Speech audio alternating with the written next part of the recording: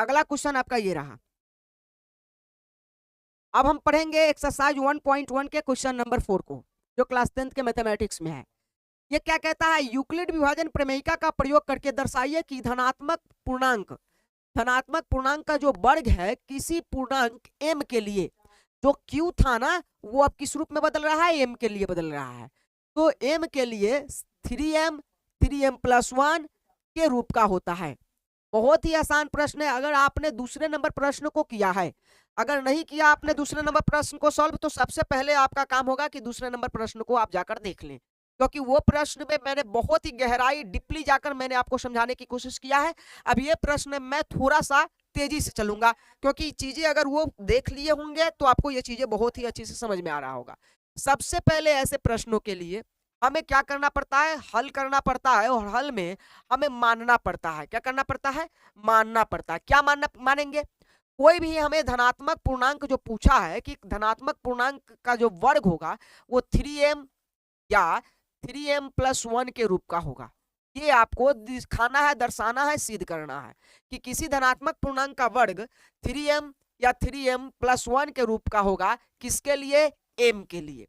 बहुत ही सिंपल है। मैंने आपको एक बार इससे पहले वाले जो दूसरे नंबर प्रश्न है उसको मैंने बताया था, तो बताया था कि वहां 6q+1 था, फिर 6q+3 था, फिर 6q+5 था, यही था ना। तो मैंने आपको वहां बड़े ही अच्छे से समझाया था कि सब में q के साथ कौन आ रहा है, 6 आ रहा है। इसका मतलब q के साथ अगर प्रमेयिका की बात करें तो a बराबर bq+r में, या b और q+r में, देखिए आप r का मान जो आपका ये 1 था, q के जगह पे q ही था, और जो b का मान था वो 6 था। सब में b का मान 6 था जो q के साथ गुना हो रहा था। तो मैंने कहा कि b को भाजक कहते हैं, इसलिए हमारा जो b भाजक है वो कितना हो जाएगा, 6 हो जाएगा। अब यहाँ तो q दिख ही नहीं रहा है, 3m+1 दिख रहा है या 3f दिख रहा है, यही दो तो दिख रहे हैं। कोई बात नहीं है, ये q के जगह पर m मान लिया गया है। वो तो कह भी दिया है कि m के लिए, q नहीं है, अब किसके लिए है, m के लिए। तो 3m+1 को अगर मैं bq+r में लिखूं तो आप देख लीजिए थोड़ा सा, ये जो आपका है ये 1 जो है वो r का मान हो जाएगा, m के जगह पे q हो गया, तो b के जगह पे कौन हो गया, 3 हो गया। इसमें भी तो b है, b के जगह पे कौन हो गया, 3। तो मैं कह सकता हूं कि यहां भी जो b का मान है वो मिल चुका है। क्वेश्चन में ही पहले ही हम बता दिए थे कि b का मान आपको क्वेश्चन में ही दे देगा। तो सबसे पहले आपको मानना होगा कि यूक्लिड विभाजन प्रमेयिका का प्रयोग करके दर्शाइए कि कोई धनात्मक पूर्णांक का वर्ग क्या है, m के लिए, ये सिद्ध करना है। तो धनात्मक पूर्णांक ही हमें पता नहीं है, तो हम मान लेंगे कि कोई भी धनात्मक पूर्णांक a होगा। माना कि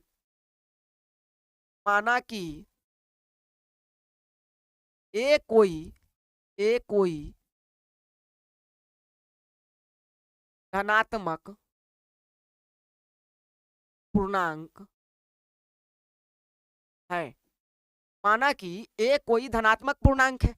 अगर ए धनात्मक पूर्णांक है, ए कोई धनात्मक पूर्णांक है, तो यहां हमारा बी कहां क्या हो जाएगा, यहां जो आपका बी है वो बी क्या है, तो आप बी कहेंगे कि बी हमें मिला भाजक। बी क्या मिला, भाजक। भाजक हमारा कितना है, तो भाजक b है, और b का मान कितना है, तो जो 3m+1 है, गौर से समझिए, 3m+1 है या 3m है, तो ये जो 3 है ना m के साथ लगा हुआ, यहाँ 3q+1 भी हो सकता था। तो q के जगह पे में, इससे हमको मतलब नहीं है, लेकिन जो q के साथ रहता है, जो m के साथ रहेगा, वही हमारा b कहलाएगा, और b को भाजक कहते हैं। तो हमारा भाजक कितना हो जाएगा, 3 हो जाएगा। और जब भी भाजक 3 होगा, तो मैंने आपको बताया था कि भाजक से एक, भाजक जितना है उससे एक तक संभव शेषफल हो सकता है। तो हम यहां लिखेंगे संभव इसलिए संभव शेषफल। और संभव शेषफल को हम क्या कहते हैं, आर कहते हैं। तो जो मेरा आर का मान होगा वो क्या हो जाएगा, 0 होगा, 1 होगा, 2 होगा। जो भी भाजक होगा उससे एक छोटा तक संभव शेषफल होगा, और 0 से 0 भी होगा, 1 भी होगा, 2 भी होगा। अगर ये भाजक हमारा 5 होता तो 0 होता, 1 होता, 2 होता, 3 होता, 4 होता। समझे, जो आपका भाजक रहेगा उससे एक तक संभव शेषफल हो सकता है। तो ये संभव शेषफल आपका रहा। अब आपको कहता है कि जो आपने a माना है धनात्मक पूर्णांक, इसका वर्ग करेंगे तो आपको मिलेगा 3m या 3m+1 मिलेगा। ये आपको सिद्ध करना है, कुछ नहीं करना है। आप देखिए कैसे करेंगे। सबसे पहले अब यहाँ यूज करेंगे यूक्लिड विभाजन प्रमेयिका का। यूक्लिड यूक्लिड विभाजन विभाजन प्रमेयिका प्रमेयिका से। तो यूक्लिड विभाजन प्रमेयिका क्या होता है? ए बराबर पी क्यू प्लस आर। अब यहाँ हम जो r का मान है वो 0 रखेंगे। क्या रखेंगे? 0 रखेंगे। और फिर r का मान हम 1 रखेंगे, फिर r का मान हम 2 रखेंगे। तो सबसे पहले हम r का मान 0 रखेंगे और 0 रख के कहता है कि इसका वर्ग कीजिए। तो a है ना, जो पूर्णांक हमने a माना है, उसका फिर क्या करना है? वर्ग करना है। तो वर्ग याद रखेंगे कि दोनों तरफ वर्ग होता है, किसी एक तरफ वर्ग नहीं होगा। तो वर्ग अगर अपने मन से करेंगे तो हम दोनों तरफ करेंगे, क्योंकि वो वर्ग कह रहा है तो हम वर्ग देंगे, लेकिन दोनों तरफ करना होगा। तो सबसे पहले तो हम यहाँ a बराबर लिखेंगे, यहाँ a बराबर लिखेंगे, समझिएगा। b के मान कितना है? तो b का मान 3 है, q का q रहेगा, और प्लस r का मान कितना है? 0।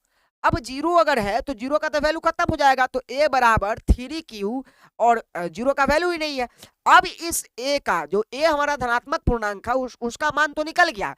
जो हमने धनात्मक पूर्णांक a को माना था, उसका वर्ग 3m प्लस 1 के रूप का होगा, ये आपको दर्शाना है, या 3m के रूप का होगा। तो वर्ग निकालने के लिए हम दोनों तरफ क्या लिखेंगे? दोनों तरफ वर्ग करने पर, दोनों तरफ वर्ग करने पर, अब वर्ग कर दीजिए दोनों तरफ। तो a का भी वर्ग का मतलब स्क्वायर लगा देना, तो a का भी वर्ग हो जाएगा और 3q का भी वर्ग हो जाएगा।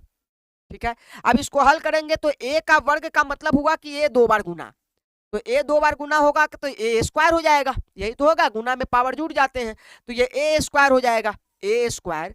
और इधर आइए तो ये 3q का भी 2 बार गुना, 3q गुने 3q, ये जो 3q का वर्ग है उसका 2 बार गुना होगा, क्योंकि पावर टूटेगा। पावर कहता है कि हम 2 बार 3q का गुना करेंगे, तो गुना करेगा तो अंक में अंक से गुना, 3 तिहाई 9 हो जाएगा, q में q से गुना, q स्क्वायर हो जाएगा, यानी 9q स्क्वायर यहाँ लिखाएगा, 9q स्क्वायर। अब थोड़ा आप सोचिए जरा, इसमें आप जब इतना लेकर आते हैं तो आप यहाँ हम लेकर आते हैं, आपको क्या बच गया? यहाँ देखिए, यहाँ गौर से बचा है आपका एक a स्क्वायर बराबर 9q स्क्वायर, 9q स्क्वायर।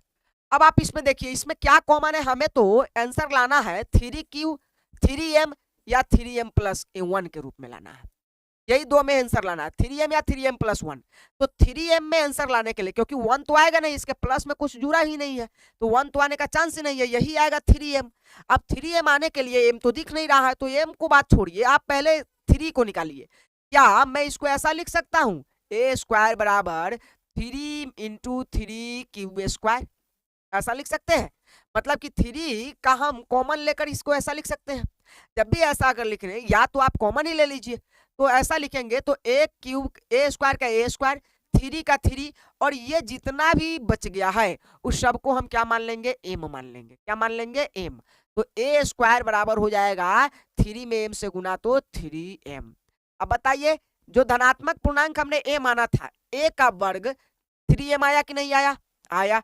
तो आप कहेंगे सही है। अब यहाँ पे आपने जो 3m लाया वो कहां से ला लिया? तो आपको यहाँ लिख देना होगा चूकी में।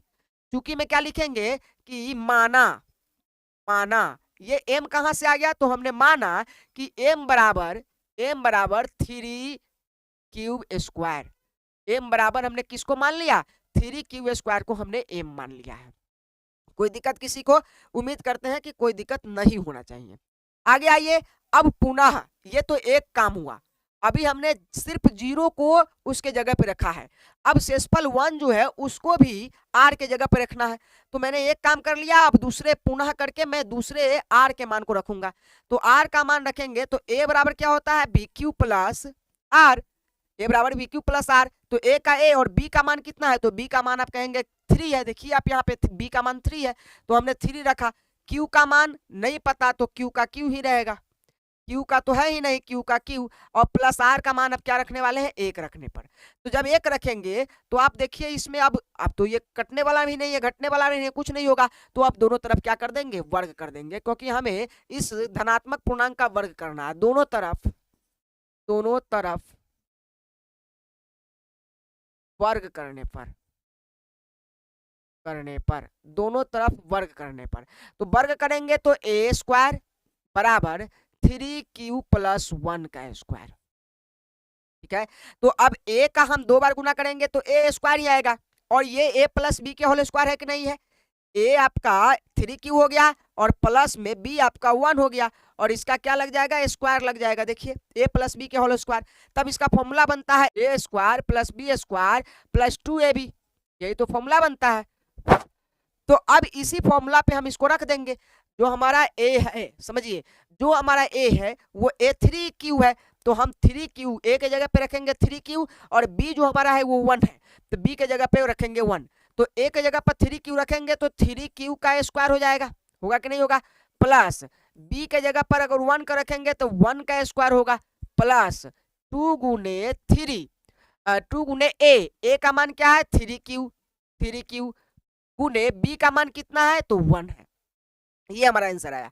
तो अब देखिए इसको हल करते हैं, ए स्क्वायर बराबर 3q का अगर 2 बार गुना करें, 3q का वर्ग बता रहा है, इसका मतलब इसको 2 बार गुना करेंगे तो 3q गुने 3q होगा, होगा ना, 3 3 जा 9 हो जाएगा, 3 तिहाई 9, और q में q से गुना होगा q स्क्वायर, यानी 9q स्क्वायर इसके जगह पे लिख देंगे। क्या लिखेंगे, 9q स्क्वायर, 9q स्क्वायर। ठीक है, और प्लस एक का तो आप कितना बार भी गुना कीजिएगा तो एक ही आएगा, एक, और प्लस ये तीनों आपस में गुना हो रहा है, 3 दूना 6, और 6 में 1 से गुना कीजिए तो 6 ही हो जाएगा, तो 6q हो गया। अब इसको अगर आप सजाइएगा, थोड़ा सजा लीजिए, इसको सजाइएगा तो क्या होगा, 9q स्क्वायर और प्लस 6q और प्लस 1।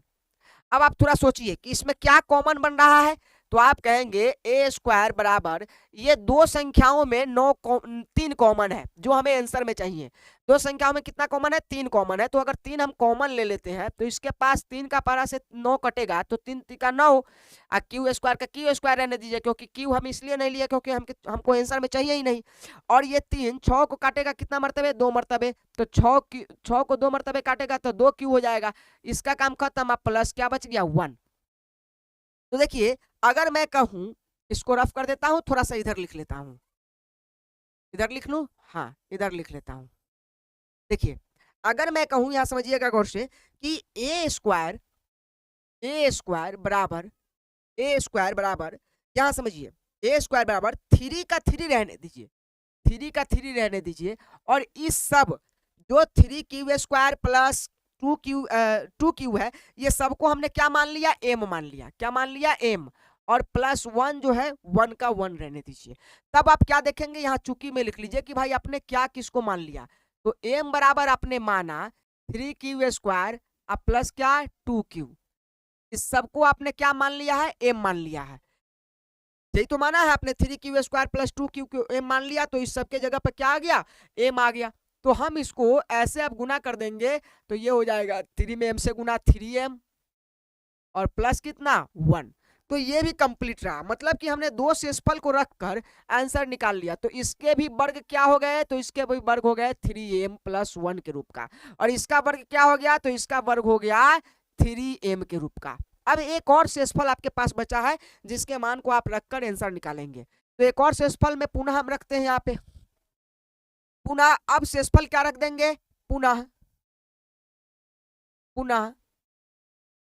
ए बराबर बी क्यू प्लस आर, ए बराबर बी क्यू प्लस आर, जहां ए बराबर ए का ए रहने दीजिए, बी का मान बी का मान कितना है, तो बी का मान 3 है, तो बी का मान 3 हो जाएगा, क्यू का क्यू रहेगा, अब प्लस आर का जो मान है, आर का मान आप देख लीजिए कितना है, तो अब यहाँ पे आर का मान 2 रखना है, लास्ट शेषफल, तो आर का मान 2 रख देते हैं।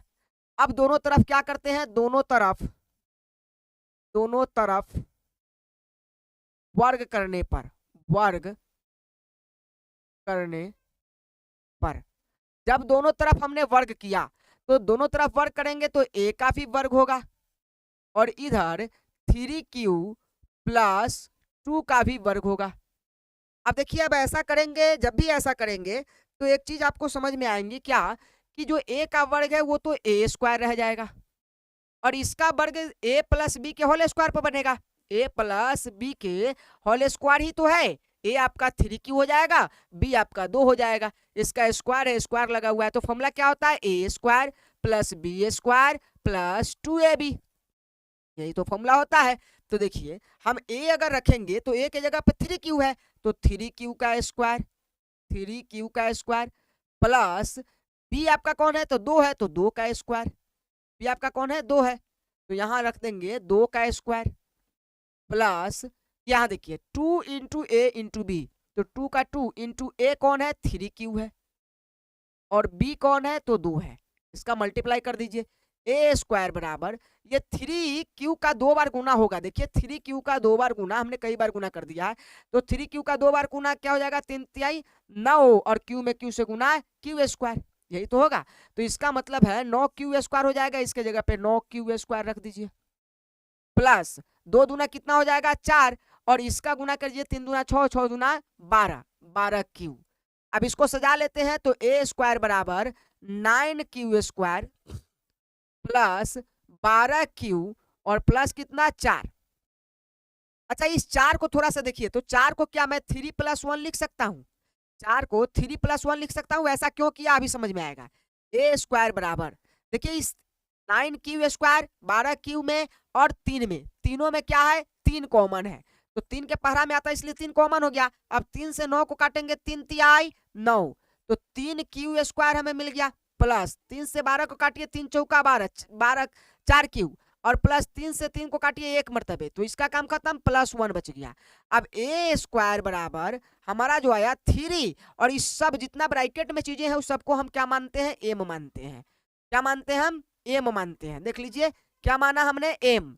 अब प्लस हमारा क्या बचा, 1। अब यहाँ पे जो आपने माना है उसको लिख दीजिए, माना, माना क्या माना, एम बराबर, एम बराबर, एम बराबर आपने क्या माना, 3q square plus 4q plus 1 को माना, यही तो माना, और इसके जगह पे आपने m रख दिया, तो हमारा जो फॉर्मूला ये बन गया आंसर, 3 में m से गुना होगा 3m और प्लस कितना 1, यानी ये भी आंसर कंप्लीट रहा। कोई भी धनात्मक पूर्णांक का वर्ग m के लिए, m के लिए जो इसका वर्ग होगा वो 3m, देख लीजिए 3m या 3m + 1 या 3m + 1 के रूप का होता है, ये मैंने सिद्ध किया। और इसमें ज्यादा कुछ खास चीजें नहीं थी, बच्चा ऐसे ही डरता है, क्योंकि इससे डरने की कोई बात नहीं है, समझे। उम्मीद करते हैं ये चीजें आपको समझ में आ गई होंगी, और तब हम इसके अगले क्वेश्चन में लिए चलते हैं। और ये क्वेश्चन अगर आपको समझ में आ गया हो तो अच्छे से तैयारी कीजिए। धन्यवाद।